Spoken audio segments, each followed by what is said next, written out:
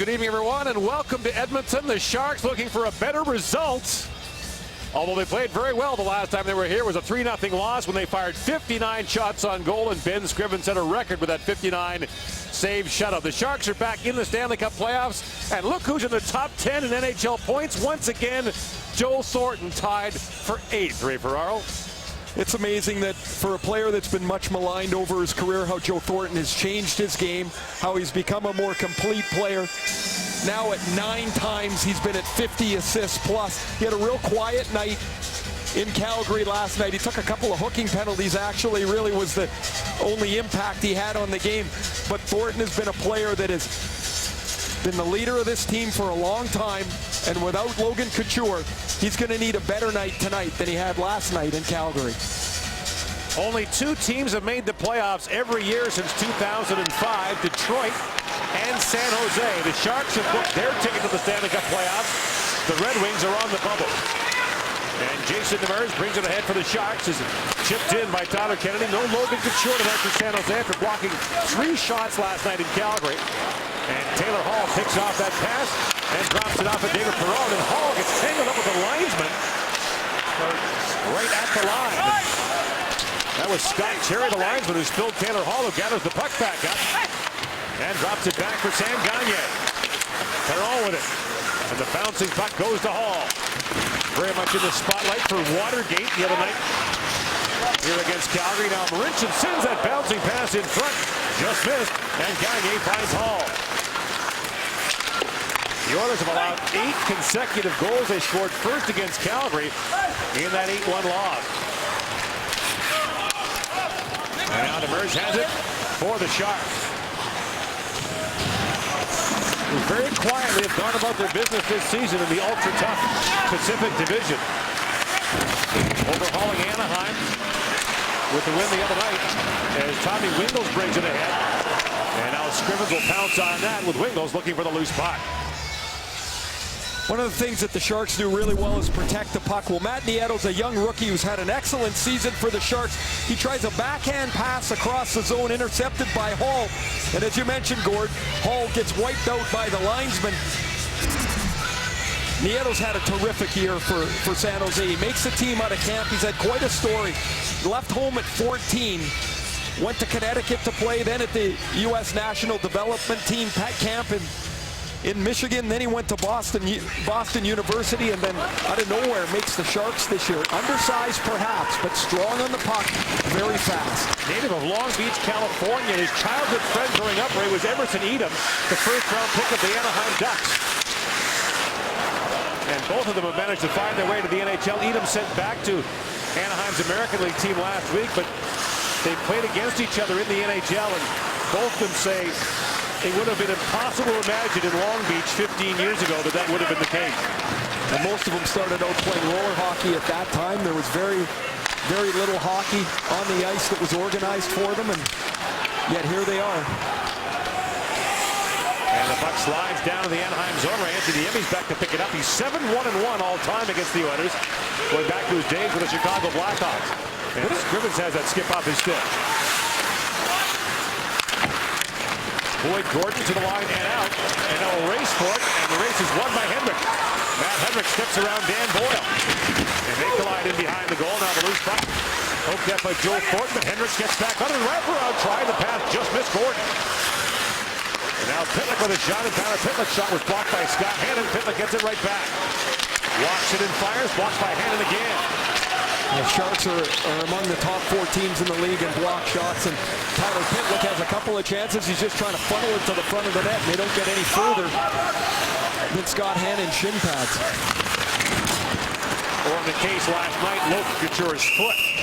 As there's an icing call against San Jose. Tonight's game plan is brought to you by Tim Hortons, official coffee of the NHL. The last time Patrick Marleau and the Sharks were through this area, they came out with 0 points. They lost in Calgary and were shut out here in Edmonton.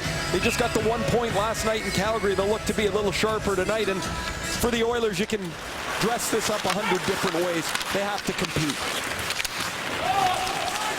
There's really nothing else to it. There's nothing fancy. There's no especially great game plan. You lose 8-1, you better come with your work boots on.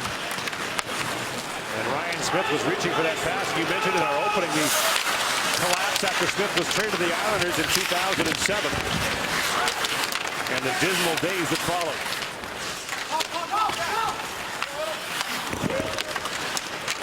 Adam Burish with it now. Picks his way ahead. Burish, an energetic player who missed most of the season after back surgery. And Merchant stepped into him. Justin Schultz played it around for Gazdic. And Luke Gazdic banks that out. Now brought back in by Kennedy. Tyler Kennedy, extra move that put Patrick Marleau offside at the Edmonton line. Tyler Kennedy was brought over from Pittsburgh this season, in the offseason rather, and been a little bit of a disappointment for him. I thought he would be able to give him some zip on their third line. He likes to shoot the puck, but he's just not gotten on track. Just 4 goals on the season for Kennedy. And none in his last 16 games. He was picked up for a second-round draft pick, so a fairly significant price paid by San Jose to get him. What's amazing about the Sharks, Ray, is how they overhauled their team on the fly. The Sharks, starting at the trade deadline last year, made half a dozen changes that have completely changed the complexion of this team, hasn't it? They've really become a different team. Desjardins plays on their fourth line. He kills penalties. He can skate. They brought up Tommy Wingels. He's really added some physicality and some dash to that third line. They added Rafi Torres, who has missed most of this year and is on the verge of returning full-time. He's played a few games, but not quite ready yet. They add Matt Nieto. In a hurry, they become much quicker and a much more balanced team. So out go the likes of Ryan Clough and Douglas Murray, who are heavy, slower players. Didn't come to quick, faster-wise, and the Sharks are a whole new team. Now Perreault moves in, shoots, scores! Perreault fires it home, and the Oilers have the lead.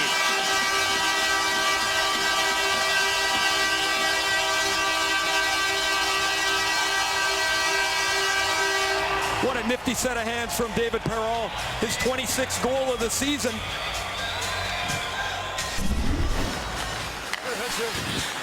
The puck gets advanced up the boards for Hall, and Hall finds Perreault, who will dance around Kennedy, get to the front of the net and beat Antti Niemi. A nifty move from Hall to Perreault, and the Oilers have a 1-0 lead. So extending his career high out of 26, as you mentioned. That's his first goal since he scored. Since he scored an emotional return to St. Louis last week. Now the puck loose behind the Oiler goal is Britt Burns. Tipped to Andrew Ferentz. And Joe Thornton digging for it. When Perreault and Thornton come together, you think about the incident in 2010 when Thornton hit Perreault coming out of the penalty box in St. Louis. And that hit basically put Perreault out for a calendar year. It took him a long time to get his career back on track. Vlasic banks it ahead for Pavelski. And the pass bounces away from Joe Pavelski, who turns it over to Anton Lander. Lander drops it off to Nugent Hopkins.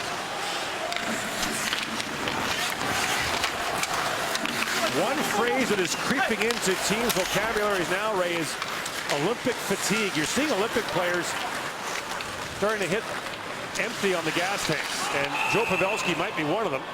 He's got 2 goals in his last 13 games.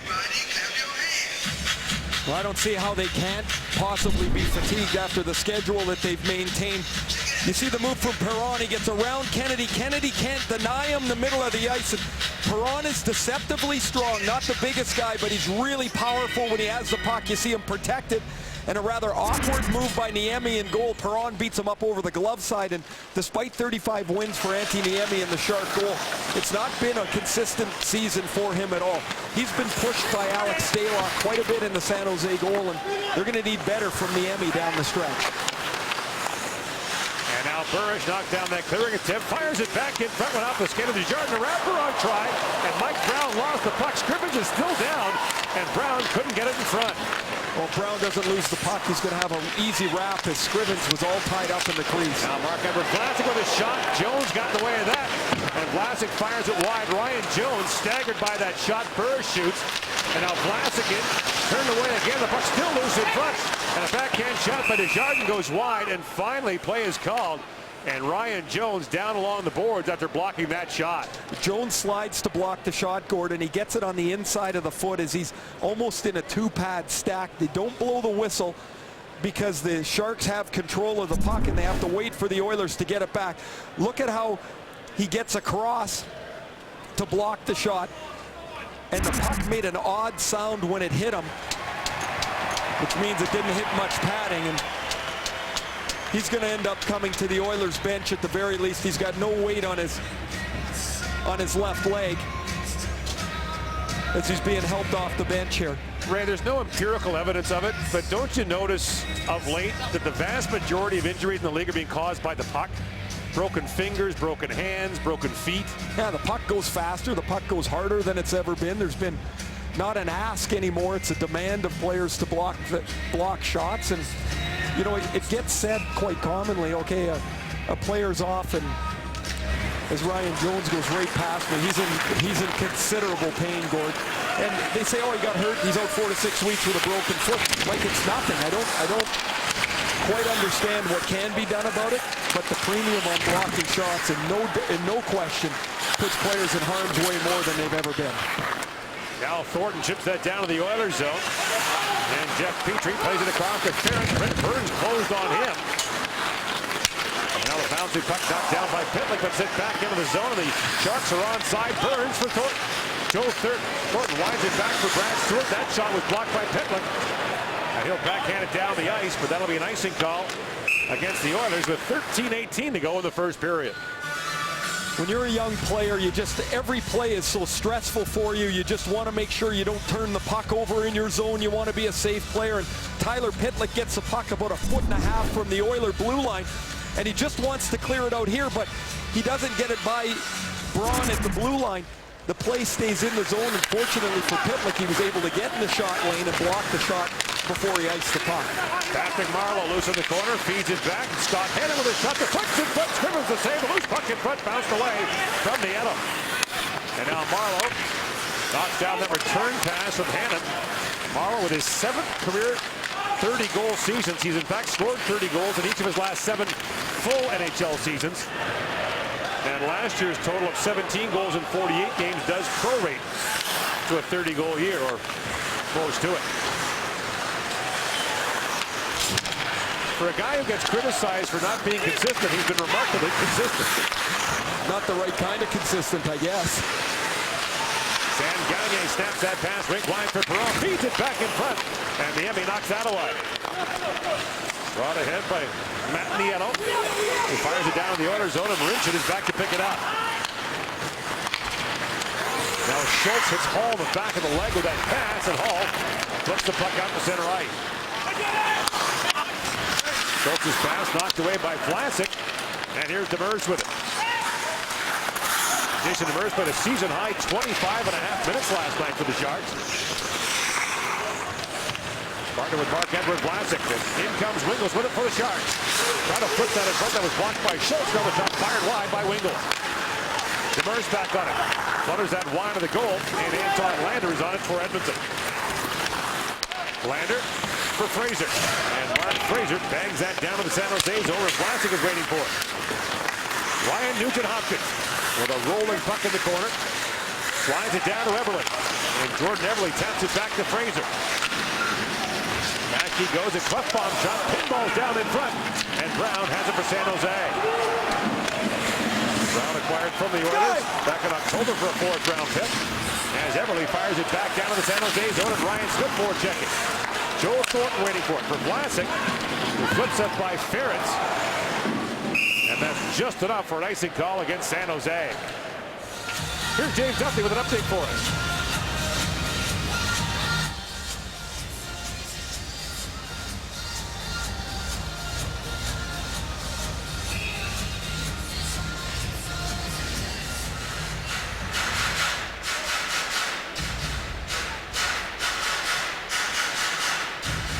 And that's a game being closely watched by half a dozen teams in the Eastern Conference.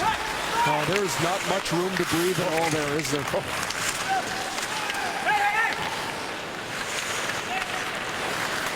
You lose and you drop 3 places, you win and you can climb into a great spot. And you know, Washington ties it up late against Los Angeles. They're in the mix. Columbus, Detroit.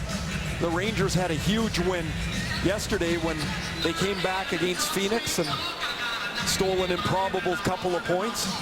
A player said one time with the extra points for overtime losses, the standings are like a mountain. It's a lot harder to go up than it is to go down. You lose 3 in a row, you drop 5 points. You win 3 in a row, you might gain 2. That's the Leafs. Now a centering pass for Burns with a shot, and Scrimmins make the save on him.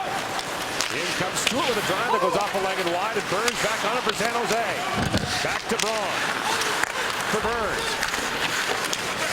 One of the more inspired bits of coaching this year was the move of Burns from defense to forward. Paid off nicely. He's a 20-goal man for the Sharks. When they experimented with that last year, Joe Thornton said that the toughest part about handling Brent Burns for an opposing defenseman is Burns doesn't know where he's going, so the defenseman can't possibly know either. And that really helped. That was another move, Gord, that made them more aggressive, quicker. A different look to their team was moving Burns up front. Marleau sends it back in front. The pass just missed Kennedy. And brought back the other way by Hendricks for Edmonton. Marleau goes backboard, and Hendricks slams into him. Nieto slides it down to the Oilers zone. Marincin back to pick it up.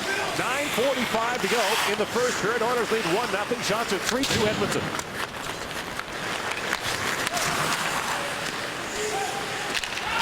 Schultz for Gagne.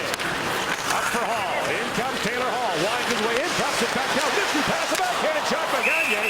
Turned away by Niemi. He hangs on. There is no rebound. David Perron has his 26th of the year, and the Oilers lead the Sharks 1-0. No shortage of things to talk about in Edmonton last week or so. Here's Ryan Rishaug with more. Yeah, no question, Gord. On the heels of that 8-1 loss to the Flames, Dallas Eakins had a meeting with the rest of the players, and his message to those guys was, you got to feel the sting of this loss. You have to let this hurt, and then you have to find a way to let it go. The team had a full day off on Sunday, and then they came in Monday morning, and Dallas had put a big smiley face on the smartboard at the front of the room with his handwriting saying good morning. So Dallas is doing his best to keep things light. The other thing is the players that were on the bench for that incident, they'll tell you on a scale of 1 to 10 as far as Dallas Eakins getting mad at the team, that doesn't even rate. It's been way more significant behind the scenes. This was a big deal because the cameras caught it, but to them, just another day at the office.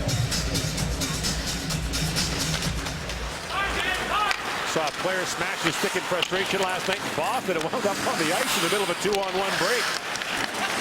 Jordan Eberle works it back for Nugent Hopkins. Easton shoots, giving the save, rebound, bouncing down in front. Lander trying to get on it. A mad scramble in the San Jose crease, but the puck stays out. Tough on the drive. House block in front, rebound. And Nugent Hopkins turned away by Niemi. And this is everything that Todd McClellan said that they wanted to guard against, that they didn't want to be sleepy in the first bit of this hockey game. You can't play 10 minutes and win it. The Oilers have been the harder working team through the first part of this first period. They've had the better scoring chances as well. And McClellan said to us before the game, you got to think Edmonton will be at its best tonight after getting horsewhipped for the last 5 or 6 days. And when you lose like that, and then you have one of the league's big boys come in, the threat of embarrassment is a great motivator. Vlasic is shot, and Scrimmins eats that up on a dash from Marc-Edouard Vlasic. One area the Sharks have been really good at this year is clogging up the middle of the ice and not allowing teams to skate. But look how quickly the Oilers move the puck through the neutral zone, and that leads to Nugent Hopkins' chance, denied by Niemi. Now he can't find the puck, and it's bouncing away from him. He takes a second whack at it. It goes through Niemi and then trickles wide of the crease as he scrambles back into position. 8.5 to go in the opening period. And the bouncing puck gets away from Gazdic as Desjardins picks it up and looks for Brown. Andrew Ference flips it high in the air for Hall. And Gazdic brings it in for Smith. Ryan Smith still tied with Glenn Anderson for the franchise lead in career power play goals. As Brown brings it in. Rolls off his stick, and now Petrie on it, being harassed there by Brown. And he finds Gazdic.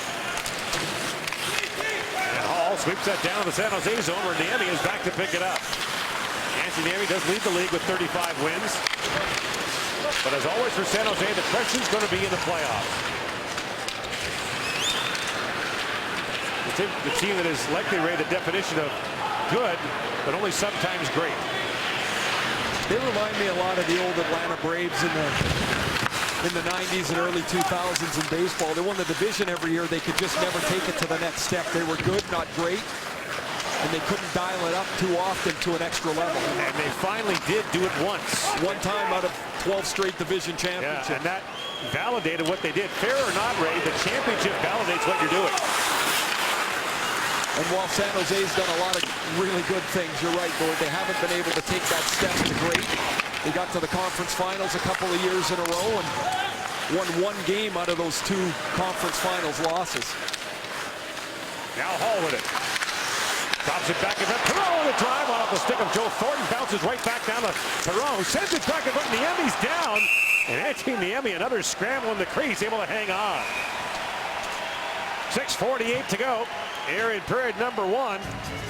Does Ben Scrivens have another historic performance up his sleeve? He was dandy the last time against San Jose. 1-0 the score here.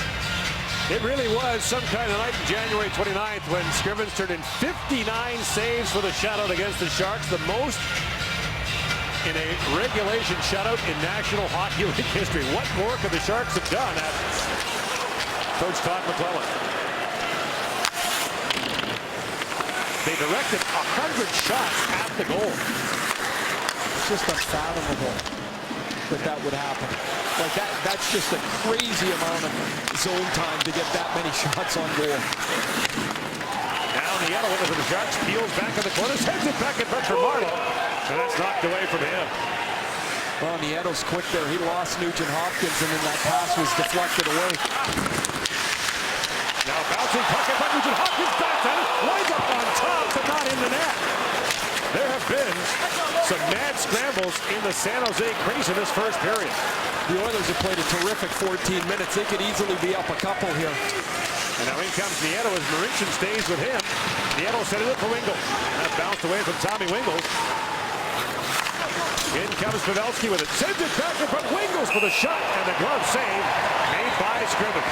It's been an absolute adventure at the other end of the ice as Wingels just got a toe of the stick on that and it floated up easily for Ben Scrivens.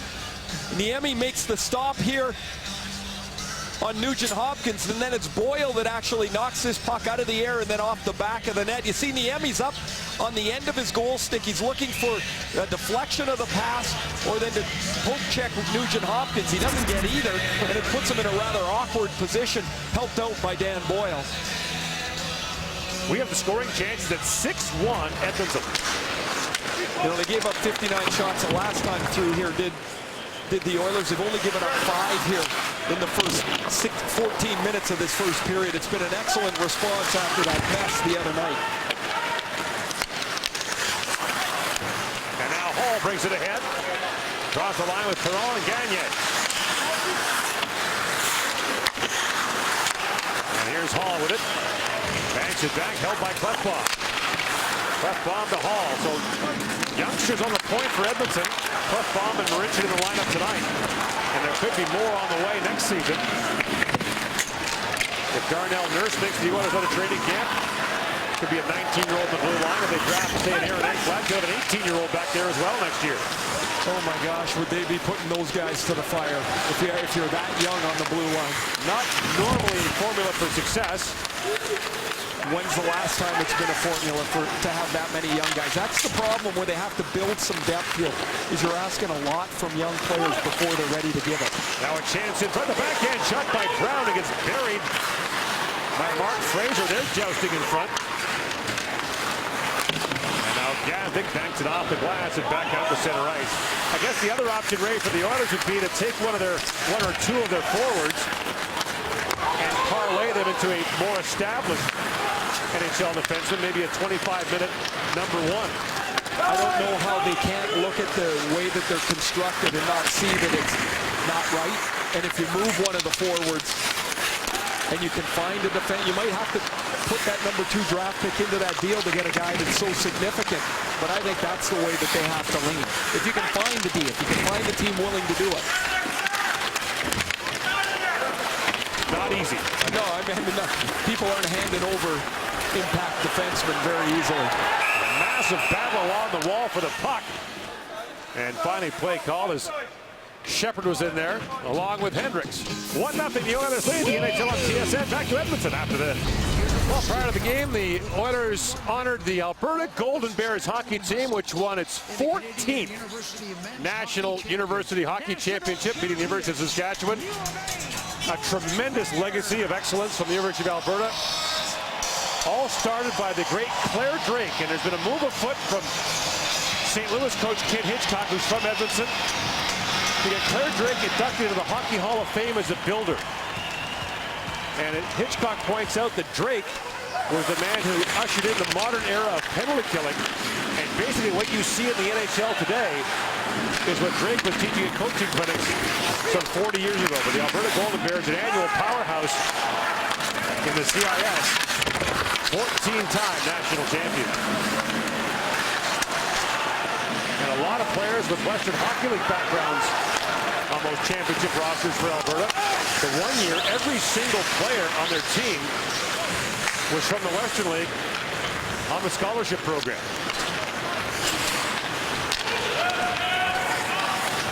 Now Hammond throws that ahead as Nieto comes in. 3 minutes to go in the opening period. Centering pass now for Marlowe. Drops it back for DeBoer with a shot. Scrimmage the save. And Kennedy couldn't pull the trigger on the rebound. Moved ahead now to Gagne. Quickly outlets for Hall. In comes Hall. Back for Gagne. Centers it for Perron. And that pass just out of his reach. Now Perron back with it. Being harassed there by Marlowe. The broken stick gets in the way. And Sam Gagne has the puck. Nifty drop pass down for Hall. A long shot. Bounces wide. Schultz with it now. Backhands it down for Hall. Leaves it there for Gagne. And Taylor Hall has some time. Gagne sends it back in front. Schultz had pitched in. And Gagne again holds the line for Edmonton. Finding glove down by Kennedy. And lifted out by Nieto. And the Sharks are 5-3 in their back-to-backs. The second night of the back-to-backs. They don't look like they've got any energy here. The Oilers have been by far the quicker team here in the first period. And now Fraser going back as Wingles is bearing down on him. And Tommy Wingles giving Fraser all he can handle. And the puck comes loose to Pavelski, but Nugent-Hopkins steals it back. Away comes Ryan Nugent-Hopkins, along with Lander and Kuffon. Kuffon in, shoots, and the Emmy makes the save on that. Loose behind the goal is Lander. Squeezed off the puck by Stewart. And Joe Pavelski snaps that pass wide for Havlat. And Pavelski with a bouncing puck. Picks it up in the corner. Back he goes for Stewart. Brad Stewart's long shot gets through the traffic and is handled by Scrivens. The NHL on TSN is brought to you by Chevrolet. Find new roads.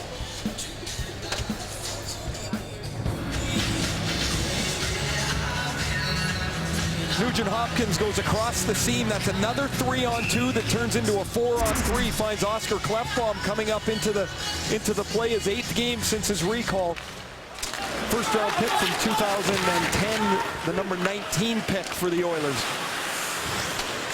Barely played last year in the Swedish Elite League due to a shoulder injury suffered before the World Junior Championship a year and a half ago. So kind of a lost year for him last year, but a strong year for Oklahoma City, the American League this year. And then the call-up, as you mentioned 2 weeks ago. Last minute of play in the first period. And Ryan Jones is back out for Edmonton, so there's some gristle from Jones, a native of Chatham, Ontario. Hard to believe the way he came off, he'd be back in the first period. See what the next couple of shifts look like for him. See if he can stay loose on the bench. That one took a definite bite out of him. Here's Burnswood now. Steps around Pitlick. That pass goes right down to Scrimmins, and he has to hop on that with James Shepard looking for the loose puck. One area that the Sharks are among the league's best is in the face-off circle. They've got 5 guys that are 51% or better. And Todd McClellan has several left-handed and right-handed options at his disposal. Joe Thornton's been among the league's better face-off men for quite some time. 56% for Thornton. He'll take this draw. Joe Pavelski's at 56 plus as well. He's from the right side. They use the 2 of them. And so late in the period here, Thornton with the face-off. And he'll go against Boyd Gordon, who's by far the Oilers' best. And wins that one. You lose Logan Couture last night, so you throw Patrick Marleau, a natural center, into the mix as well. And winning the first period against San Jose, no easy feat. They've outscored the opposition 73-40 in the opening period this year. Poirier shoots. That's gloved by Scrivens with 9.5 seconds to go in the first period. Real calm period for Ben Scrivens. He hasn't had a lot of work, but he hasn't had anywhere near the adventures that Antti Niemi has had at the other end of the ice. And I like the fact that the Oilers have been able to play this period with some composure. They haven't run all over the place. They've done a nice job in the middle of the ice, limiting San Jose's ability to move the puck. And then when they get into their zone, they've exited far quicker than they have in the past little while.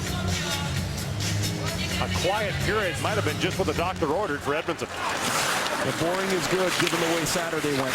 Now a centering pass, bounces off a leg. Marleau takes a baseball swing at that and actually got the puck on goal as it's moved back out to center ice. So the shots, 11-10 San Jose, but the score 1-0 Edmonton on the goal by David Perron. His 26th of the year. Lots going on around the league.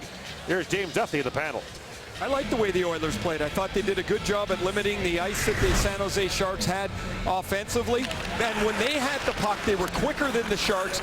And look at the number of times they exploited their coverage to man advantage opportunities. Gagne with an excellent one there. This 3-on-2 is going to lead to Nugent Hopkins testing Niemi not once but a couple of times. Nugent Hopkins chips it up the boards. Now it's a 3-on-2 that Oscar Klefbom makes a 4-on-2, forces Niemi into another stop. And the only goal of the game is the Oilers getting up into the rush, and Perron makes a nifty move around Kennedy and then Stewart to give them a 1-0 lead. Really not a great period for the Sharks, but the Oilers have to be pleased with the way that they played that first period. One thing that Dallas Eakins has talked about, Ray, is the Oilers' identity. And to a lot of people in Edmonton and outside, the Oilers are identified with high-flying offensive hockey, which was the case in the 1980s. But as Eakins points out, the Oilers have been in the bottom half of the league in goal scoring for the last 8 seasons. This is a team that has to work for its goals. It's not a high-end skill team yet. Well, I don't think anybody's a high enough skill team anymore that they're able to do that. You have to work for your ice all the time in the game today. It's not like it was 25 years ago.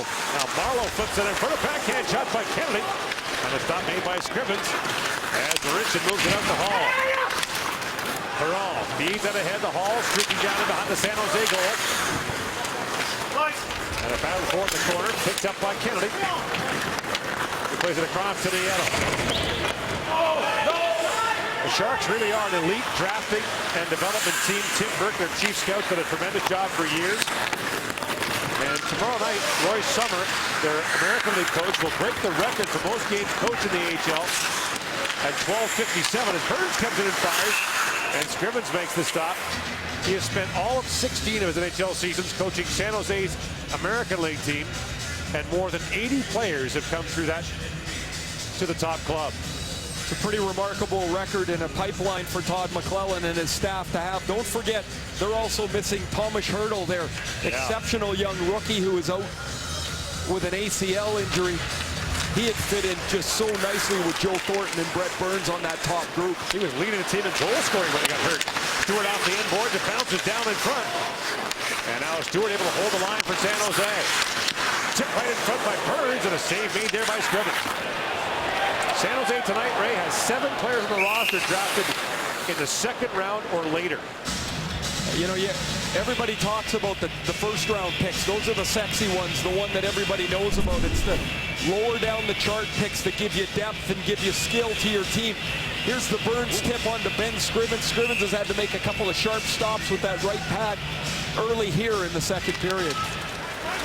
And the faceoff won by Gordon. The Oilers actually had a wide edge in faceoffs in the opening period, which is no easy feat against the NHL's #1 faceoff team. Calgary did a real good job against them last night. Calgary's not very good in the circle at all. And part of that, Gord, has to be the commitment to win the draw. You're just a little bit dozy. You're not as sharp. The Sharks kind of sleepwalked through the second period of last night's game, and I thought they did the first here through the first period of tonight's game. Poked ahead by Nugent Hopkins for Everly with a shot that deflects wide. And now Lander with it. Chipped ahead by Hannon, who finds Wingles. He can really skate in across the line. He comes. Wingles backhands it back in front. Knocked down by Klefbom. In the meantime, Hannon goes sliding into the Oiler goal, and it's dislodged. There's not yet been a penalty called here in the hockey game. Gord, you were talking earlier about the identity of Dallas Eakins Oilers, and many people think it's a skilled team. Last year I had the opportunity to interview Jaromir Jagr, and when I asked him about his skill set, he said that he views himself as a hard worker first. And if Jaromir Jagr thinks he's a hard worker and realizes the skill and is only developed with the work you put in, the Oiler players have to realize that as well too. It's great to put points on the board, but that doesn't make you a winning team. That's pretty clear for them, and the way to play the game up and down the ice with speed and 3-on-2s just doesn't happen enough for that to be a successful formula.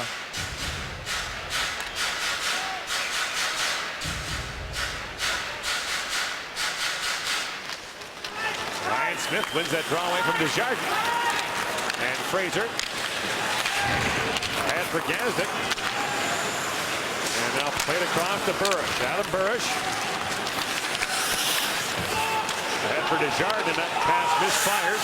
Play continues as now it's called offside. Delayed at the Oiler line.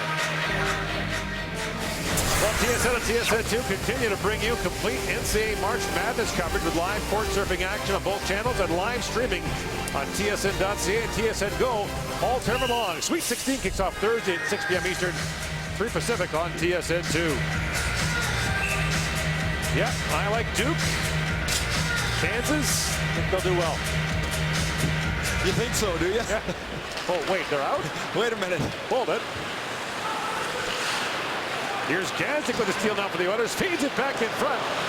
And Jones back out there for the Oilers after blocking that first period shot. Finds Ryan Smith. Bouncing puck on the side of the goal. They battle for it. Jones with a shot. That was blocked. Back to the point. Andrew Ference fires into the crowd. And again, and that whistle just wide as Niemi didn't see it. It has been a bit of a fire drill within about 8 feet of Niemi tonight. And he juggles that long shot and hangs on. Marc-Edouard Vlasic, gold medalist, of course, for Team Canada. A quiet, under-the-radar defender who's done an excellent job for the Sharks. Here, he's the one that makes the block on Ryan Jones as he's just spinning to cover Gazdic in front of the net. It goes right off his toe cap and deflects out of the play. The Sharks, with Larry Robinson coaching their defense for the most part, they've tried to keep everybody's minutes pretty tight. Dan Boyle plays 21.5 minutes. He's their leader. They don't have a 25, 26-minute guy on their roster. And they don't want to. They'd like to keep Boyle under 23 minutes. There's a big collision as Stewart steps into Pitlick. You mentioned Marc-Edouard Vlasic, Ray. The two players that you talked to the Olympic coaching staff and management team about that were most impressive to the Team Canada guys might have been up front Chris Kunitz and on the back end Marc-Edouard Vlasic. For what they do that you don't notice. Hall, lead pass for Perron. Works it with Gagne. Sam Gagne in, works it back in front, shoots. And the rebound cleared away. As Justin Braun got a stick on that to clean up the mess. And now Perron in fires. Niemi makes the save. It's still loose. And Niemi able to pounce on that.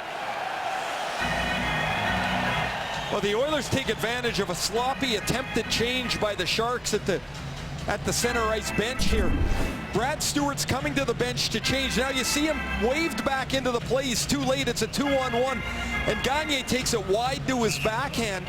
Takes himself away from the shot here. And now he's going to cut back to the front of the net. When Gagne receives that pass, instead of going to his left, if he drives straighter to the post, he might have a better lane for it. But nonetheless, he forces Niemi into a real difficult stop.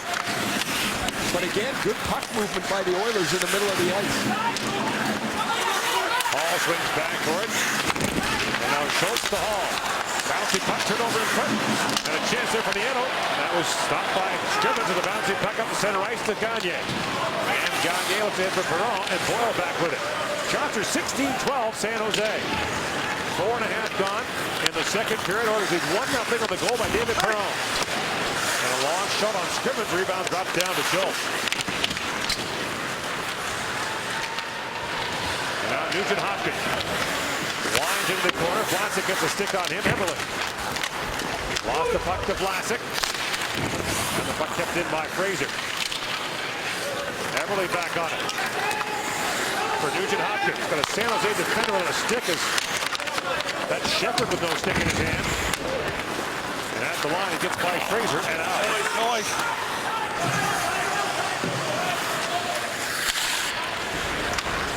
Jordan Eberle.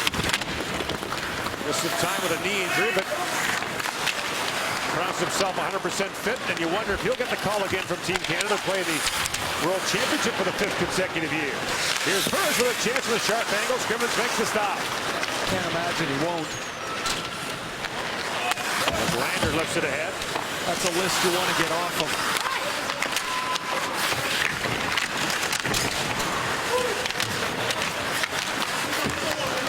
Now Smith to Jones. And Stewart steps into him. The puck still is to the side of the goal, and the Oilers' fourth line causing the Sharks some problems here. And now we do have a penalty. And it's going to go against the Oilers. As Jones touched the puck, it'll be Ryan Smith who goes off for the hole. Well, in the scramble for Edmonton, number 94. the loose puck, Smith gets his left arm out onto Brad Stewart and gets the call. You see, he's got his left arm wrapped around the waist of Stewart. Actually, Stewart's got Smith's left arm pinned to him too. But the hold was called, and the first power play goes to San Jose. And it seems unfathomable to me, Gord, that this power play is 23rd in the NHL after being so good for so long. Marleau down the point with Pavelski standing in front. Pavelski, the leader for San Jose, with 11 power play goals. Burns stands on the shot. And the rebound cleared out by Farron. Just one power play goal in their last 9 games for the Sharks. It doesn't make sense because their big guys have been healthy for most of the year. Pavelski, Thornton, and Marleau have played every game.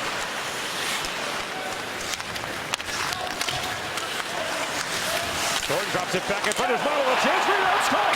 And there's Joe Pavelski with a power play goal. And this game is tied at 1. One way a power play breaks down is they don't enter the zone and they end up going back and forth up and down the ice. As you see Ryan Smith give it to the official when he comes out of the penalty box. This time when Boyle has the puck, he drops it to Marleau, he drops it to Pavelski, and then Thornton gets it. Now Thornton's going to find a wide open Patrick Marleau in front of the net. And as Ferentz realizes that the dangerous man is behind him, he goes to Marleau. That leaves Pavelski unattended. Jeff Petrie can't get back there, and Pavelski's 12th power play goal of the year, Gord, on cue, gives the Sharks a 1-1 tie. His 35th goal of the season. He came in with just 2 in his last 13 games. Scored on the power play. So Little Joe and Big Joe, part of the scoring play for San Jose. And number 19, Joe With Patrick Thornton. Marleau drawing the other assist.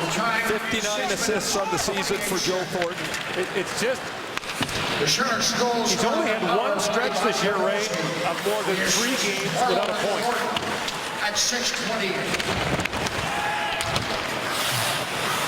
He still finds a way to do it. I think I liked a couple of years ago, Gord, where everybody noticed that it was pretty apparent he'd made a different effort to his game to be a more complete player. And really that's kind of coincided with the Sharks becoming a little bit different team.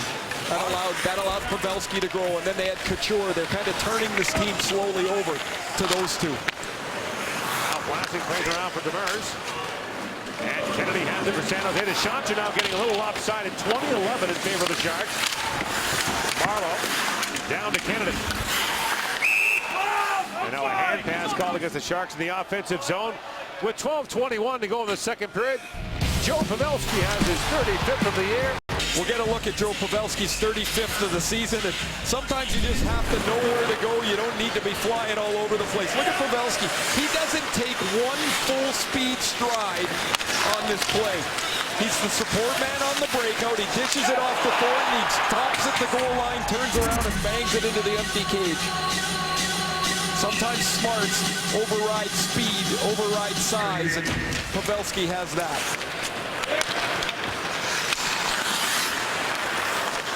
The Swiss Army knife, as Brian Burke described him at the Vancouver Olympics, the guy that does everything well.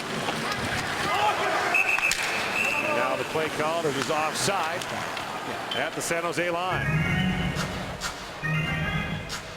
when Logan Couture is in the lineup, they have Couture centering their second line. They feel that James Shepherd has taken a real step on their third line. They've been able to keep Pavelski here. Now when Raffi Torres comes back and when Couture comes back, all of a sudden Todd McClellan has all kinds of options for his forwards and players that can move from position to position. I guess the question for San Jose, Ray, will be when you look at Los Angeles and St. Louis especially, and some of the other teams like Chicago in the West, can the Sharks play that so-called heavy game that those teams want to play? There's another Oiler penalty coming up. Penalty coming up. Pavelski comes in and fires. And the glove save made by Scrivens. So well, if those scoring on a power play, Ray, Sharks get another power play. Yeah, sorry, Gord. I was going to say, if those teams want to play the heavy game, the Sharks aren't a small team. They're much quicker, so I think they can compete if the game gets into a more of a quick style. Can the Kings score with the Sharks? I guess we'll find out. Here's Shepherd drawing the penalty with Andrew Ference. And in my opinion, the reason the Blackhawks are the most dangerous team is they can play almost any way that you want to play. St. Louis is going to grind you to a pulp if you're going to beat them. But the Hawks are big enough. They're certainly skilled enough. And they, of course, have winning pedigree. And what a great series with LA and San Jose last year. That 7-gamer that had a little bit of everything. Wouldn't it be something if this is the year that LA and Anaheim meet? Yes. Just a couple years ago, we had the first all-California series. As Boyle winds and shoots off the end boards, it goes, and Scrivens falls in the crease and just now gets to his feet.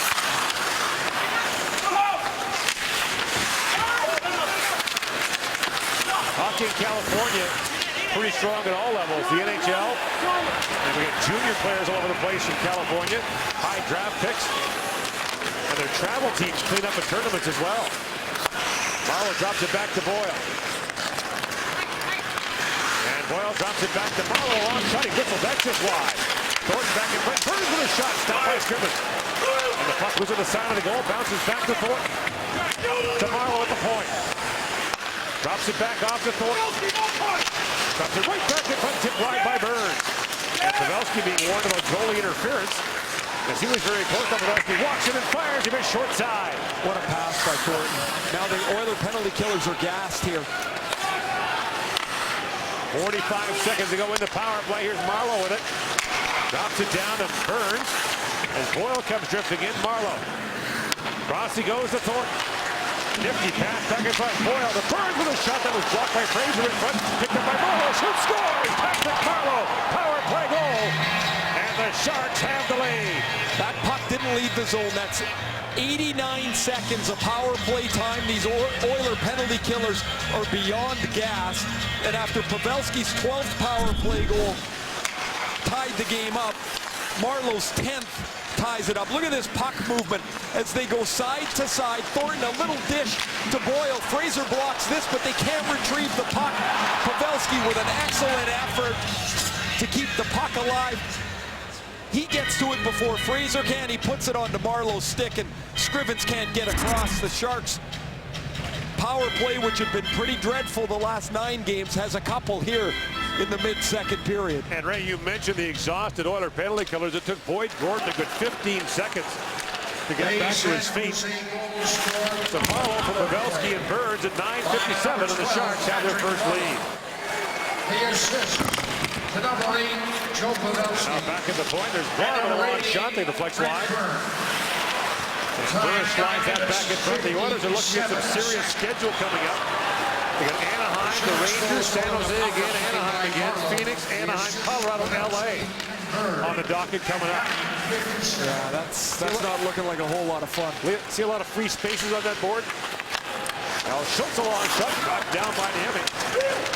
That's the Oilers' second shot this period. They've got to find a way now to kick the gear up a little bit, as obviously San Jose has kicked it up. There's an icing call against the Sharks in the foot race that they decide Braun didn't get to in time. So with the icing call, the Oilers go with Nugent Hopkins and Everly, who they're out there with Anton Lander. And Lander's been up and down a little bit for the Oilers, and when they recalled him, they said they wanted to find out exactly what he is. It's no good to call him up and put him on the fourth line. In Oklahoma City, he's their captain. He plays in all situations for them. They want to find out if he can be an offensive contributor. So far in his recall, that's not been the case for Lander. But he's getting an excellent opportunity here. He's played 5 games, has 5 shots, no points. A lot of it at 17 or 18 minutes a night. There's Lander with it, fires it wide. Nugent Hopkins picks it up. Lander hasn't scored since 2012. Most of the time in the American League, but 43 games since he last scored an NHL goal. So many young players, when they get called up, the only thing they want to do is not make a mistake. They don't even try to make a play. You have to get over that hump. 13-2 are the shots here, San Jose, in the second period. And Lander flips that wide. You know as well as anyone, Ray. Hard to get here, tougher to stay here. Always looks good once you're in the books forever. You're in there. But to stay, you've got to find a way to make yourself significant to your coaching staff. Penalty coming to the Sharks as Brad Stewart goes off. The Oilers down a goal. Well, the wait is over. The new season of Game of Thrones begins Sunday, April 6th on the HBO Canada. Contact your TV provider to subscribe. Oilers go to the power play for the first time. Brad Stewart gets called for hooking as Lander goes across the front of the net. There's the hook. And the Oilers will try and respond to the 2 power play goals that the Sharks have in this period. Perron leads the Oilers with 7 power play goals. They're ranked 20th in the league on the power play. One thing to keep your eye on here, the Oilers have given up 11 shorthanded goals on the season. The Sharks have 8 shorthanded goals themselves. And the Oilers tied with Philadelphia for the most allowed. Although, bonus point to Toronto for twice giving up 2 shorthanded goals on the same power play. That is really difficult to do.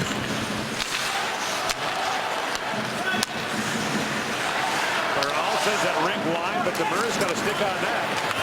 And Jason Demers slides it ahead to Pavelski with a shot. It goes off the leg and bounces down to Perron. Jason Demers, a 7th round pick of the Sharks back in 08.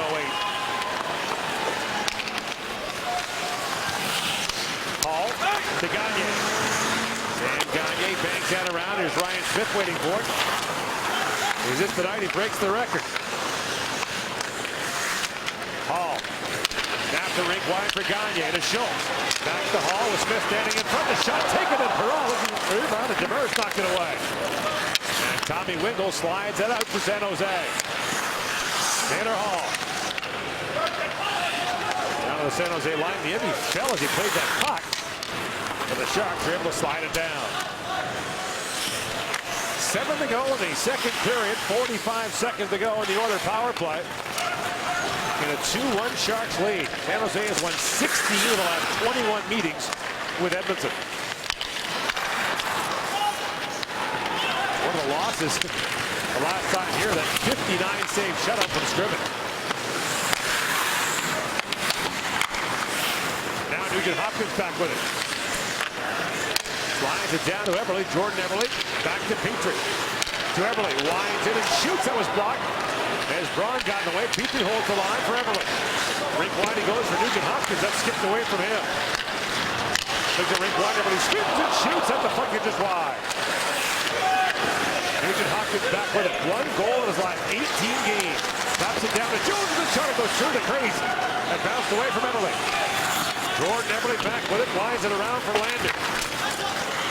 Anton Lander with power play time here in the second period. Knocks it back and Petrie with a drive.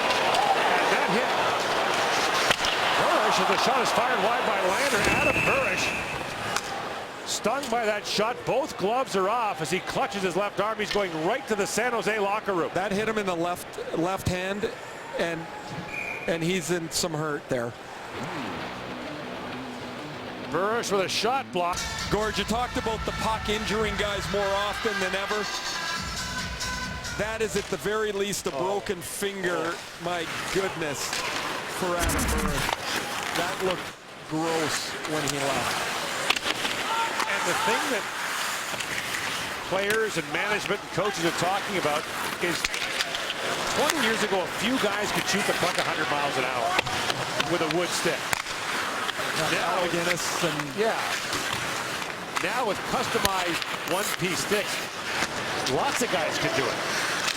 As Hendricks fires that wide, here's Pitlick on it. And you combine that with the need to block shots. I mean, when Al McGinnis shot, if you blocked it, it was an accident. Right. There were not many volunteers for that. Now Gordon with a chance. That was blocked as well. Petrie with it. Mika Zibanejad won Ottawa's skills contest, the hardest shot, 106 miles an hour. Now Mika Zibanejad's not exactly Hercules, but lots of guys can do it. They customize the kick point, your stick, the flex. Makes you wonder if that is the future. If enough guys get hurt that they look at it as a aluminum bat. Go back to wood sticks. Tough to or wood blades. Tough to put the toothpaste back in the tube, though. Now Perron with it. When you have tens of millions of dollars every year injured, you can maybe try to put the toothpaste back. Now Gagne spins and shoots. Yemi the save on that. Here's Perron with it. Players would hate it, by the way. Yes. Well, I remember being in New York a dozen years ago. Joe Sakic had one of the first synergy sticks. He said, the puck just flies off this thing. I said, is it true by the league? He said, I don't know. No one ever asked. And they've become the standard now. That's a pretty good example to use. He could have shot at 100 miles an hour with a Bodor. It didn't really matter what Joe used.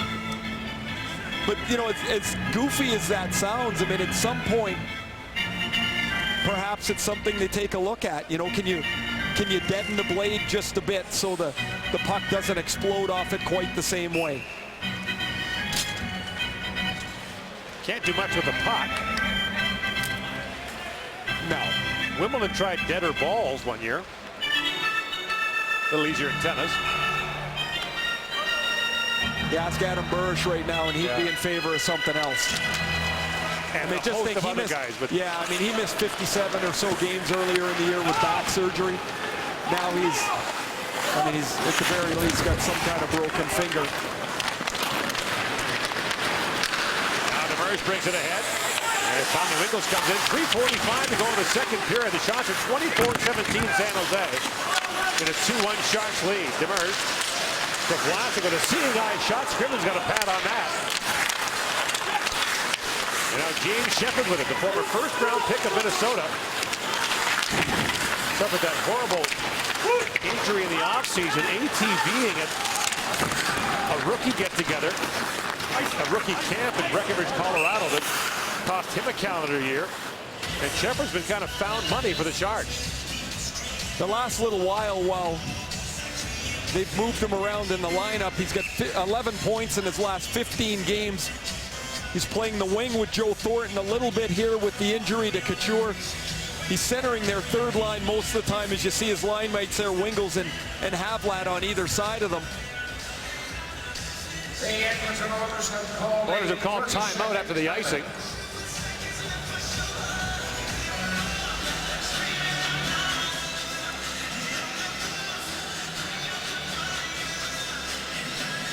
So the Oilers looking to right the ship after what happened against Buffalo. The worst team in the league came in here 1-3-1. And then, of course, the Calgary game, the 8-1 collapse, and all that went with it. The water bottle incident, the sweater thrown on the ice, the post-game radio show here, Ray, normally lasts an hour, the call-in show.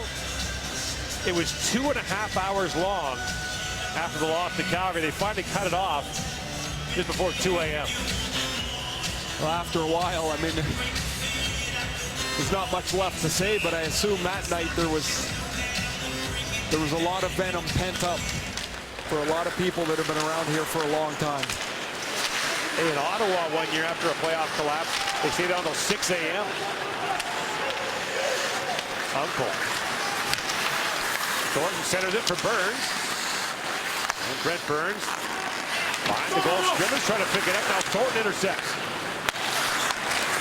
Back he goes to Braun. To the point, the Stewart with a shot, and the pad save made by Scrivens. Pavelski back out the other side, and Ryan Nugent-Hopkins broke up that pass. Scrivens was on his back in the crease again. He doesn't have a stick. He lost his stick. It's about 20 feet away from him. And Thornton has the puck for Burns. Now Pavelski with it down low. Scrivens still with no stick. At the point is Stewart. Long shot. Hit the pad of Clefbaum. And now finally squeezed by Stewart back down the ice. This will get Scrivens' stick back, but the Oilers won't be able to change on the icing call. 2:17 to go in the second. And remember, this group was on the ice when they called the previous timeout. They've already been out here for quite some time. There you see Pavelski and get tied up with Scrivens' stick. That's how he lost the stick, and it ended up way to Scrivens' left here as it goes behind the net, and it ends up being kicked to the side of the net. So Scrivens gets a new stick, so he kills a little bit of time. But now the Sharks have a brand new line on the ice with Marleau, Nieto, and Kennedy against that same tired group of Oilers. Off the draw, here's Kennedy with a shot, and it Fraser in the back of the leg. And Nieto with it, deals back in the corner. To Hannon. Back to Dan Boyle. And Nieto still with it. We talked about his journey to the NHL. How about his journey to practice it? 2 buses and a train over an hour every day just to practice. A good save there by Scrivens. Down. Hannon a shot, they get blocked in front. Here's Marleau back with it. Patrick Marleau to Boyle with a shot, and that hit Kennedy in the leg. And Clefbaum with it now for the Oilers. Lifts that to center ice to Lander. 1:40 to go in the second period. Nieto dashing in with Marleau. Patrick Marleau centers it in behind Boyle. Lander picked it off for Edmonton. And Boyle collide to the Sharks line. And here's Vlasic with it. Up ahead to Shepard, winding his way in for Havlat. Martin Havlat, kind of a forgotten man for San Jose, as now Hall busts in along with Gagne. Taylor Hall works in, trying to feed it across. And that was knocked away by Demers, just putting it wide. 16-7 a shot for San Jose here in the second period. Last minute of play in the second period. Now Shepard in a battle with Petrie, who has stepped up. And the puck loose in front. There's Gagne with a chance. The Emmy down and back to the point it goes. Ferris across to Petrie. And the pass on the bounce off the stick of Perron. And the lead pass for Havlat missed. Martin Havlat's a 3-time 25-goal scorer in the NHL. And has it now. Walks in, Havlat shoots, scores! Martin Havlat takes the blade right off the stick of Jeff Petrie. And it's 3-1 Sharks. This is an incredibly crafty play by Martin Havlat. When the puck is coming up the ice, he lays the blade of his stick flat. The puck ramps up his stick over Petrie's stick, and that allows him to get clean with the puck. Watch what Havlat's going to change. He just chips it over Petrie's stick. This is a shot Scrivens has to stop. It's an excellent wrist shot by Havlat, but watch this play here by Havlat. He chips it over Petrie's stick. Petrie thinks he has it, and he's going to skate away with the puck. Havlat gets to it first, and he makes it 3-1. And you almost think the slash from Petrie kind of made that puck knuckle and go by Scrivens. Number 5, Jason Demers. That comes right after a 2-on-1 that Antti Niemi was able to corral between Hall and Gagne. There's Havlat, who's had a real up-and-down stint in San Jose. There's the play on Petrie. Now, Petrie's going to get back into the play. He makes a one-handed slash on Havlat's stick. Havlat's shot beats Ben Scrivens to the blocker side. And the Sharks get a huge 3-spot here in the second period. Been a problem for the Oilers, giving up goals in bunches in periods. Of course, it happened in the Calgary game. And now play down as it's picked up by Braun.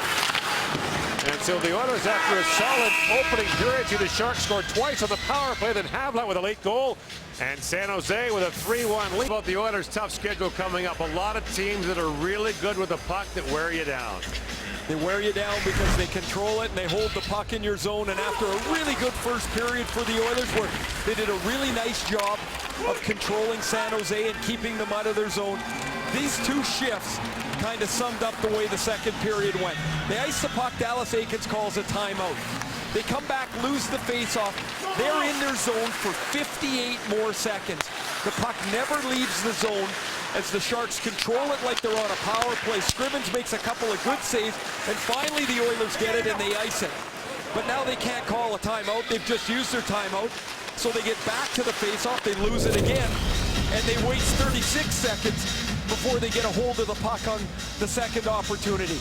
Not only do you wear yourself out playing defense, but of course, you can't generate any offense, and the Sharks started to take control of the game in the second period by being able to cycle the puck and hem the Oilers deep in their zone. And then we saw San Jose in the power play with possession for a good 90 seconds before finally scoring. With the Oilers penalty killers running on fumes. Not surprisingly, Gord, Adam Burish is not on the Sharks bench. He was in the Oilers doctor's office getting some x-rays, and those x-rays were, I'm assuming, pretty conclusive. Well, your eyes could tell you the story there. Now Nieto busting in, and we got an early penalty, a holding call to the Oilers as Taylor Hall will go off just 31 seconds into the third period.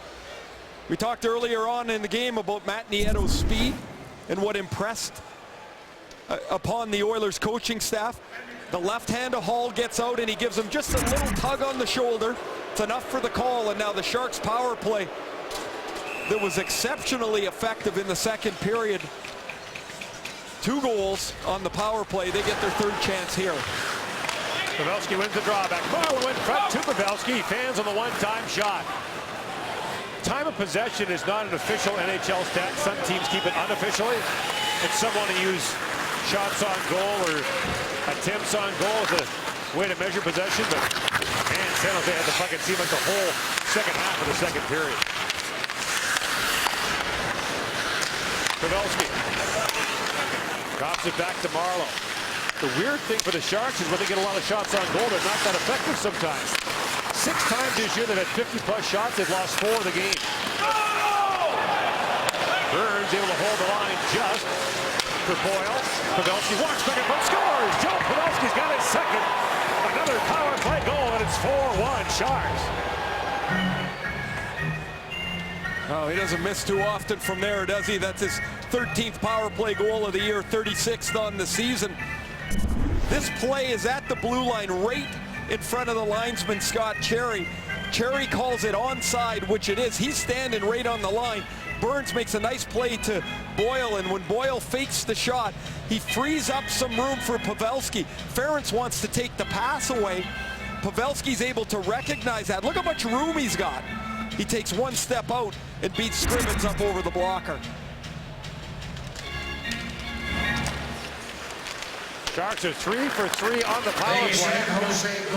Hey, remember that stat, Gord, coming in? 1 power play goal in 9 games? You get the eraser of that one.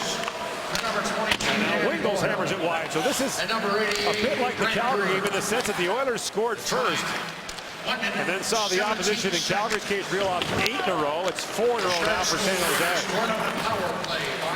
And Nugent Hopkins has it now for Edmonton. Hopkins shot, ramps off the stick of Braun, high off the glass, and now Tuffbaum can't hold it as Shepherd's away for San Jose. There comes Havlat, feeds in front, just missed Wingles.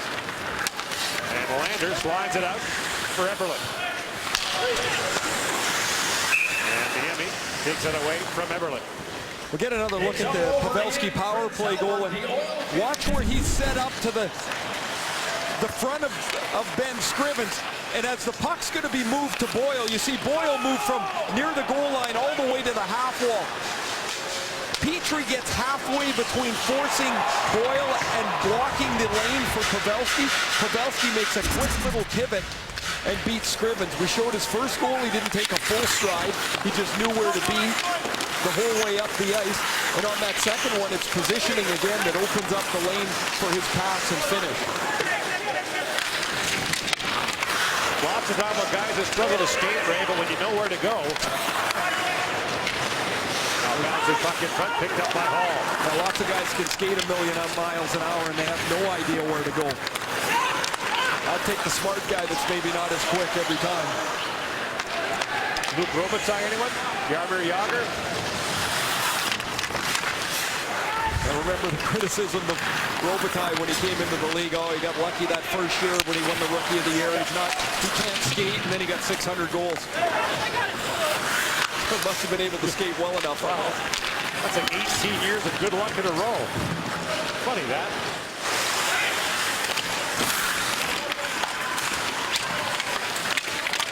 Now a battle along the wall for it. Sharks in the midst of a grueling bit of schedule, 5 games in 8 days. This week is murder, Gord, with their schedule here. Penna with a shot, the rebound, fires it right back, and it goes off the leg of Gordon and off the meshing, and play is called. So they played last night in Calgary. They take the short trip down here up here to Edmonton to play tonight. They're at home Thursday to Winnipeg, and then Friday they've got to go to Denver to play the Avalanche. That's a real difficult week of scheduling. I asked Todd McLellan before the game when we were talking, and Gordy told us that you don't coach for the week. You coach for the immediacy of the game you're at. Now the important part will be for San Jose, if they can keep this lead into the last 10 minutes, then they don't have to play any of their big boys extended minutes. They can just spread their bench out as much as possible. And with the playoff sands shifting so quickly in the Western Conference, San Jose has booked his ticket for the 10th consecutive year. Look at the major sports and the longest streaks, and it's harder now in the era of salary caps and parity to do this. Detroit's 22-season streak. He's on the bubble. Well, 3 teams now at 80 points in that Eastern Conference. Now Perron tries to send that rink wide. It goes over the glass. You can criticize the Sharks all you want, Ray, for not winning the Stanley Cup, but getting to the playoffs every year and knocking on the door is tough. It's almost like a young player that has a good year. Expectations change, and for Todd McLellan, it's not good enough to make the playoffs. It's not good enough to win a round.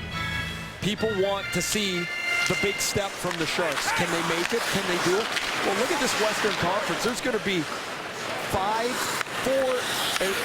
for sure, 5 exceptional teams that don't make it out of the Western Conference this year. Yeah. And so are they failures? I don't think so. Not this year.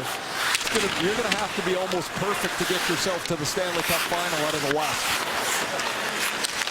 And now Perron shot the puck down in the inning. And a lot of things have to go right. You got to be a good team, but a lot of things have to go right. Remember the LA Kings, when they won the Stanley Cup, used the same 6 defensemen for the last 20 games of the regular season and every playoff game. So here are the standings right now in the West. So San Jose would right now be the number 2 seed in the Western Conference, and therefore would play Minnesota in the first round of the playoffs. St. Louis would face Phoenix, Chicago, Colorado, and Anaheim, Los Angeles. Ouch and ouch. And when you say about things going right, don't forget last year's Stanley Cup champion. They almost got bonked out in the first round by Detroit. They came back to win. Go to overtime in Game 7. Every team has to climb some hurdle, get some luck if they're going to win 16 playoff games. And that's if you get there. Nearly half of those doesn't even get there. Remember the old original 21? Those are the days, right? You betcha. You had to be really bad to miss the playoffs, and only 5 teams missed. And everybody knew who the bad teams were. Cleft ball. Eberle shoots it, deflects off his stick, and rattles high off the glass.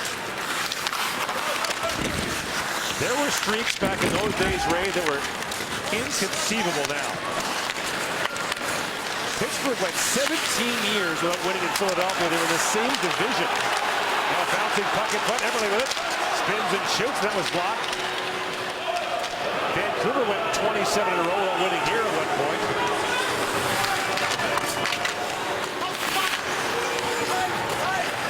Now, no matter who you think the worst team in the league is, they'll fight some good teams on given nights. We saw the Oilers with the first there for a couple of weeks as the play is offside at the San Jose line. They really played well. They put some games together. They I'd say the biggest difference early in the year to now is they've gotten some quality goaltending that they just didn't have earlier in the year.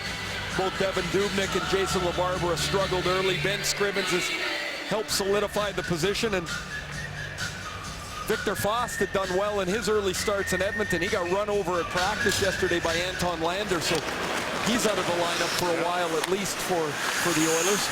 They called up Laurent Brossoit from their East Coast affiliate to back up tonight. The former Edmonton All-King Yellow sends it back in front, and Marleau chips it off the outside of the post. By the way, the second period, the fourth time this month that Scrivens has given up 3 goals in a period. Now Kennedy trying to center it. The shots are 30-19 San Jose. 10-10 after the first period. Now Hall winds his way in, trying to drop that back. The pass is picked off by Havlat and sent back out to center right.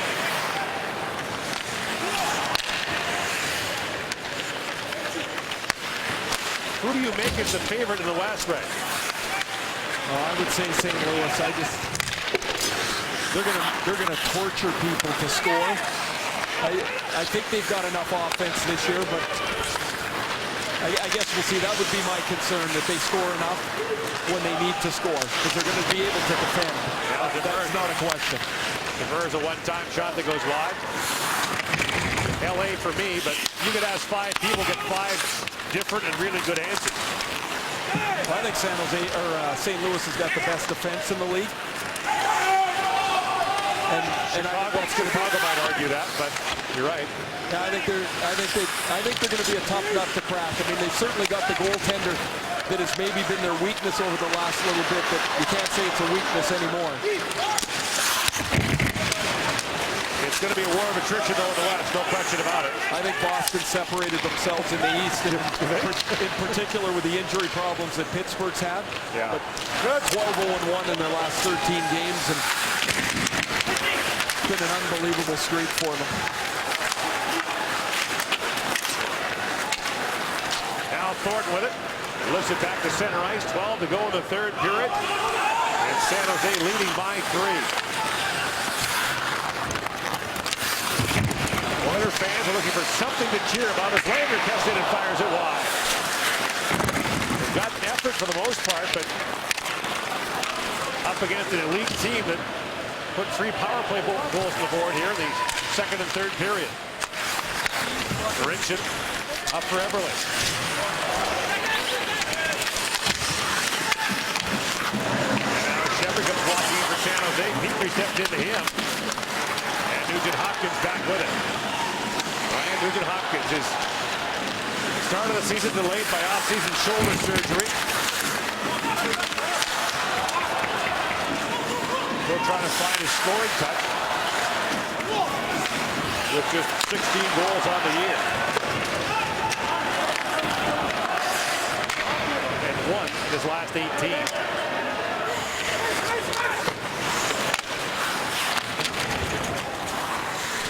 Eberle with it now. Backs it across to Marincin. There's been something of a revelation the last month or so. Martin Marincin, a second-round pick of the Oilers in 2010. Looks like he'll be penciled in for a blue line spot on the training camp next year. But Marleau dropped it back. Vlasic fans that one-timer, and Hall has it for Edmonton. They're all tries to swing that rink wide. And Wingles played it with a high stick. Joe Pavelski has the pair. The Sharks lead by 3. The NHL and TSN back to Edmonton after this. It was back in 1997 that Joe Thornton was made the first overall pick in the National Hockey League draft. And his next game will be his 1200th in the NHL. Here are the most games played by first overall picks. You see Owen Nolan, Pierre Turgeon, Matt Sundin, Roman Hamrlik, and Mike Modano are the 5 first overall picks who have hit 1,200 games. Been out here a long time, hasn't he? It's almost hard to remember him as a Bruin. And that rookie year when Boston fans were complaining he might have been a bust. He's the only Shark who doesn't have a shot tonight. There's lots of nights he doesn't have any shots.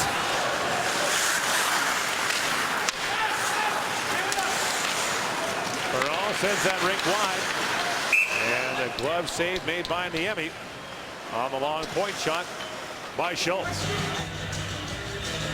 But as you mentioned, Ray, his game has changed, but he's still a big body player with sweet, sweet hands. Oh, he can dish the puck. What's impressive about guys that can pass it like Joe Thornton can, and there's not very many of them, is when the puck needs to be passed hard, they really fire it. When they can lay a soft one in for the receiver of the puck, make it easier for them, they do that too. That's an underrated skill. Marincin across the Petrie, loads that shot. It bounces off a leg. And Boyd Gordon back on it past the midway point of the third period. And Matt Hendricks jamming at the loose puck. Takes 2 whacks at it, still down. And finally Pavelski picks it up. He put high in the air and back up to center ice. Matt Hendricks wearing an A for Edmonton, being acquired at midseason from Nashville.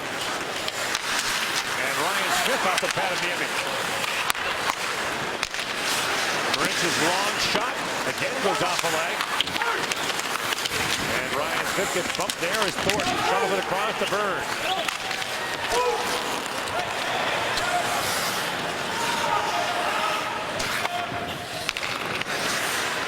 Nugent Hopkins. There are still a couple of players in junior hockey older than Ryan Nugent Hopkins, which is hard to believe. As Hall sends it back. And now knocked ahead by Havlat. Eberle. Nugent Hopkins up for Hall. The pass is in behind him. And James Shepherd on stride takes that pass. Working with Wingles and Havlat, but Nugent Hopkins takes it away. In comes Hall with a chance. Gets spun around by Wingles. And Eberle plays it back to Schultz. And in order with a glove, it's Taylor Hall. That can't be a comfortable feeling. He finally grabs it back and Wingles steps into it. And played back out to center ice. You talk about the Blackhawks, 2 Stanley Cup wins the last 4 years. Since 2008, San Jose and Chicago have the best record in the NHL. The same winning percentage in the regular season. That's those other 2 months. Yep.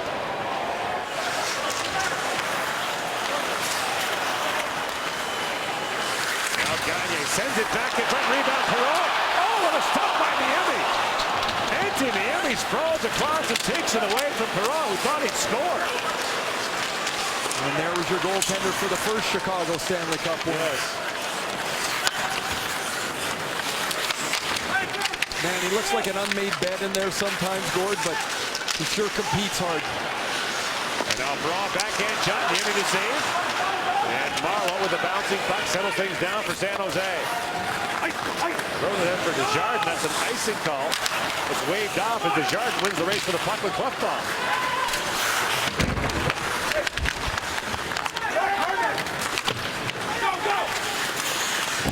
Oilers still without Neil Yakupov, who now we learned got a broken bone in his leg as Pavelski shoots, scores!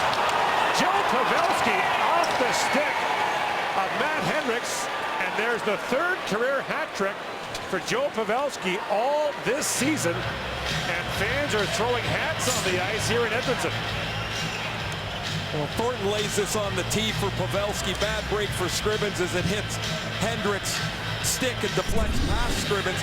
But we'll go back to the other end where Niemi has to battle back across here, and he makes a left toe save on David Perreault.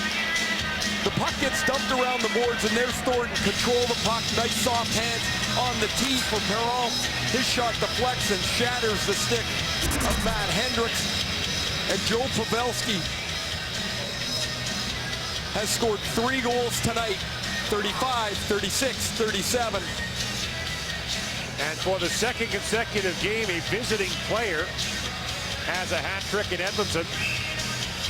And there are hats on the ice for the visitors. The San Jose 5-1 San Jose. No sweaters on the ice as yet. The assist to number 19, Joe. The Oilers have lost by 4 or more goals 10 times this year. They're on the verge of doing it again. Sharks goal scored by Pavelski, the assist. Thornton and Stewart. Another look at it. Pavelski opens up. He's right in the middle of the ice, and you see the deflection. Scrimmins is right in the middle of that puck. It hits Hendrick's stick and deflects up to the right.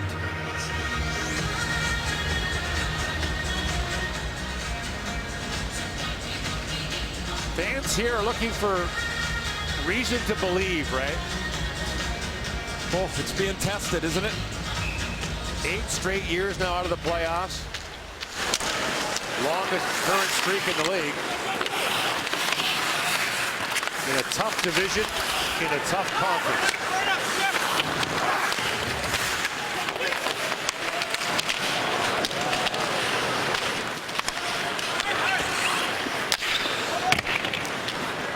When you talk to people around here after the long, dark period they've had here, Saturday night, one of the low points, to lose 8-1 at home to Calgary, and all that went on with it.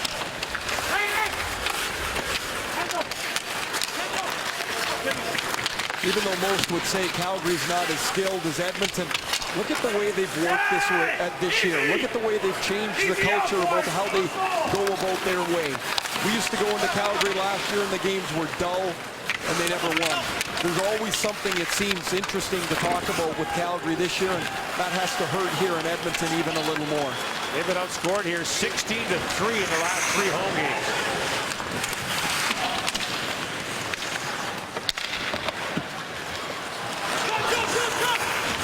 Now Hall works it in.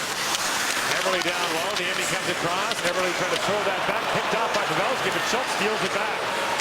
And Schultz shoots, kicked up by the Emmy. San Jose wound up with Niemi from Chicago because of a free agent offer to another player. Nicholas Hjalmarsson. Chicago matched the offer, didn't have cap room, had to make some decisions, and Niemi was one of the ones they decided to let go. And now Ferris with a shot, rebound, loose it, front corner, Hall score! Taylor Hall is 25th on the year. The Oilers are down by 3. A little bit fall asleep time for San Jose, and the Sharks give up a loose puck, and Edmonton gets on it and gets the puck to the point. They get some traffic to the front of the net, and Hall's able to poke this by Niemi. Nugent Hopkins controls the puck. The Sharks are still in decent position, but Hall picks the pocket of Jason Demers behind the net. The shot comes all the way through. Niemi's not able to handle the rebound.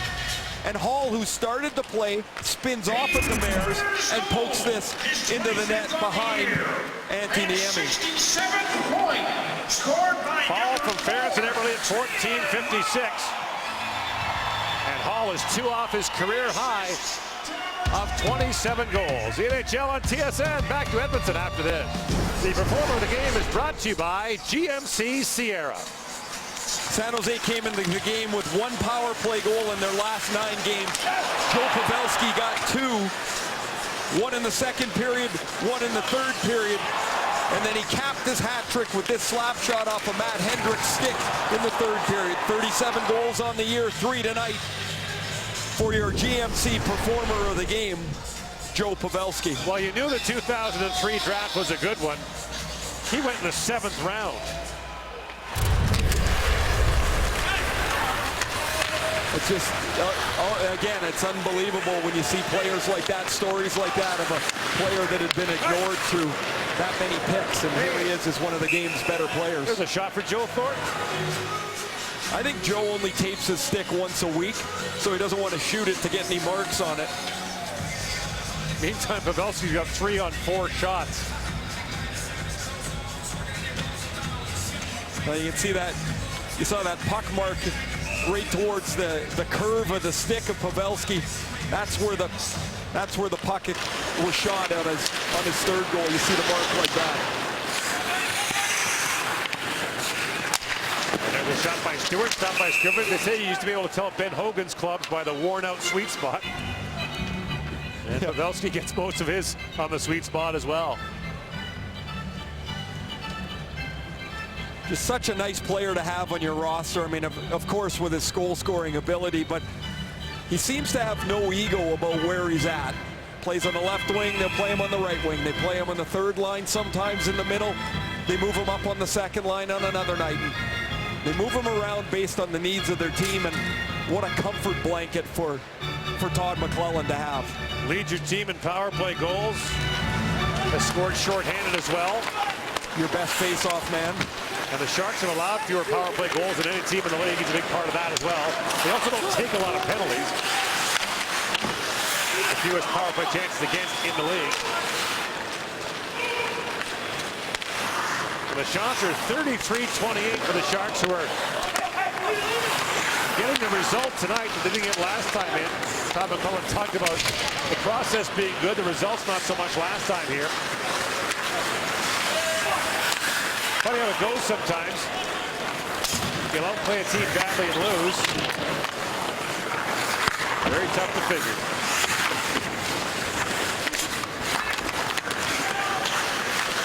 Now Nieto throws that in front. Held by Demers at the line. Feeds across to Vlasic. First pass there for Morrow with a shot that goes off the leg of Schultz. And up and out. 3:31 to go in the third period. We're back to Edmonton on the NHL on TSN. Or back at it tomorrow night. We'll be in Calgary for the Ducks and the Flames at 10 o'clock Eastern, 7 o'clock Pacific. The Ducks will have fresh memories of a beatdown they took from the Ducks a couple of weeks ago. Or the Ducks beat down by the Flames. Highest scoring team in the league since the trade deadline. Yeah, Calgary. Yeah, who had that? Now off the draw, the puck fired wide there by Kennedy. Flames fans have been happy with the effort this year. Which other fans will say, give it a few years. The rebuild that never ends here. Well, it's one thing to take that first step, what Calgary's done this year. Now you've got to take the next jump, and it's a lot harder to take that second stage jump. You've got to get more skill. You want to add a little bit of variety to your lineup. And, you know, a lot of fans say that like you can just go out and get it. Where are you going to find it? It's not, if you draft it, it takes years for it to be mature enough to help you. If you trade it, then you've got to trade for it. You've got to give away assets that are already on your team. Or you've got to strip mine your farm system. And Dallas Eakins is behind a bench here that they're going to have to make some tough decisions here in the summer. Well, it's interesting how it works out. You know, Mark Giordano is such an important player for Calgary and such a good one. Had he not been hurt, was in the conversation for the Olympic team. He was on the scrap heap. Played in the KHL and hardly played in the KHL. Even further back than that, he told me one time his first contract was a three-way. They don't even have those anymore. He had salaries for the East Coast League, the American League, and the NHL. And the NHL was just a formality because he wasn't going to make it. Except here he is, and one of the league's top scoring defensemen. Here comes Hamblin trying to throw it back in front. A number of guys successfully holding out for a two-way. Buffalo off from the three-way, but he stuck to his guns and got the two-way. That's good. Tony Yob.